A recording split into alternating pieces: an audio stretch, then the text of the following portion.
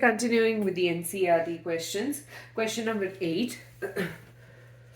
So, we are supposed to write chemical equation for combustion reactions of the following hydrocarbons. We've been given butane, pentene, hexyne, and toluene. So, we've been given 4 hydrocarbons, and we need to figure out what, how do they undergo how they undergo combustion. So in your textbook, you have a chemical reaction showing the combustion of alkanes. So we'll start with that because butane is an alkane. So when butane undergoes combustion, first of all, let's write the general equation. CnH2n plus 2 plus 3n plus 1 by 2 O2 is going to give us n molecules of carbon dioxide plus n plus 1 molecules of water. So CnH2n, butane is C4H, 4 2s are 8, 10 plus 3 4s are 12 plus 1 13 by 2 molecules of oxygen to form 4 molecules of carbon dioxide plus 4 plus 1, that's 5 molecules of water.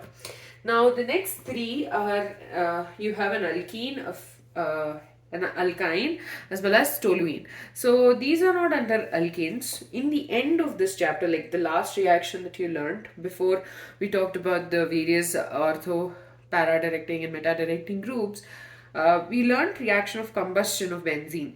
So there you have a general equation. According to that, CXHY plus X plus Y by 4 molecules of oxygen forms X molecules of carbon dioxide plus Y by 2 molecules of water. So this is the general equation. So for pentene, excuse me, molecular formula is C5H10.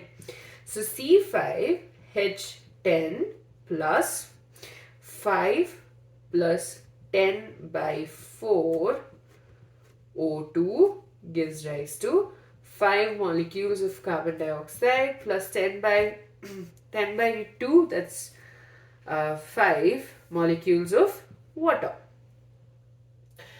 Okay, so yeah, so 10 by 2 is 5, right? So 5 molecules of water. Now let's just simplify this a bit. 5 4s are 20, 20 plus, or rather, 20 plus 10 by 4, that's 30 by 4, 2 2s are 2 15s are, so yeah, 15 by 2 molecules of oxygen. Next one is the third one, that is C, that is hexyne. Hexyne molecular formula CnH2n. So C6H2s are, 6 2s are 12 minus 2, that is 10. So C6H10 plus 6 plus 10 by 4, okay, in molecules of oxygen is going to give us 6 molecules of carbon dioxide plus 10 by 2, that is 5 molecules of water. Now 6 4s are 24 plus 10 by 4, that is 34 by 4. So 2 2s are 4, 2 1s are 2, 2 7s are 14. So 17 by 2 molecules of oxygen are undergoing this chemical reaction. Next, the last one is toluene. So toluene is basically a benzene ring with a CH3 group attached to it. Benzene is, in this case, it is C6H5 because one of them has been replaced by toluene. So C6H5 CH3. So it's going to be C7H 5 plus 3 8. C7H8 plus 7 plus 8 by 4 molecules of oxygen is going to give us 7 molecules of carbon dioxide plus 8 by 2, that is 4 molecules of water. Now 4 2s are 8, so 7, 8, 9, 9 molecules of oxygen. So that we're done with this question. The next one, you have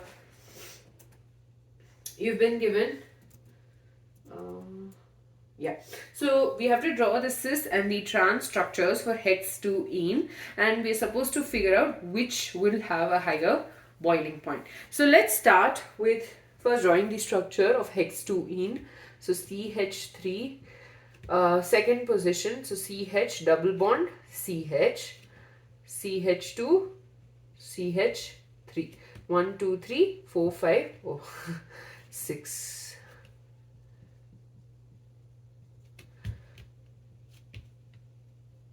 Now we have the double bond at the second position. So, okay. So both the carbons have a hydrogen atom, right?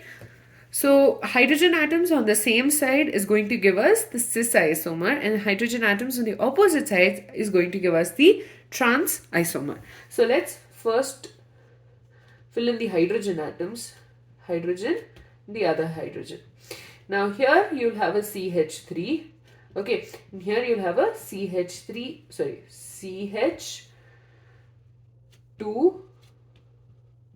CH2, CH3. Okay, and this is the cis isomer. The trans isomer is going to have the hydrogen atoms on the opposite side. So CH2, CH2, CH3. And here also you have another CH3. Now we need to figure out which one will have the higher boiling point. And we need to say why. Now, when we talk about boiling point, it depends upon the interactions between the molecules. Now, as we know, in an alkene, the carbon-carbon double bonded, or rather this carbon atom is more electronegative because of the fact that it is sp2 hybridized compared to this one. So the dipole is going to be towards this carbon atom. Okay, so let's just fill in the arrows here as well. Now, in this case, the dipole moment is going to get added up. Okay, whereas in this case, the dipole moment is going to get cancelled. So there is more dipole moment in a cis isomer than a trans isomer. And because there is a more dipole moment, the molecules will, basically have a more of attraction between each other. And that in turn will lead to an increase in the boiling point. So the cis isomer of hex2ene is going to have a larger dipole moment, and so they will have a stronger dipole interactions, and in result of that they will have a higher boiling point. We'll be continuing with the NCERT questions in the next video.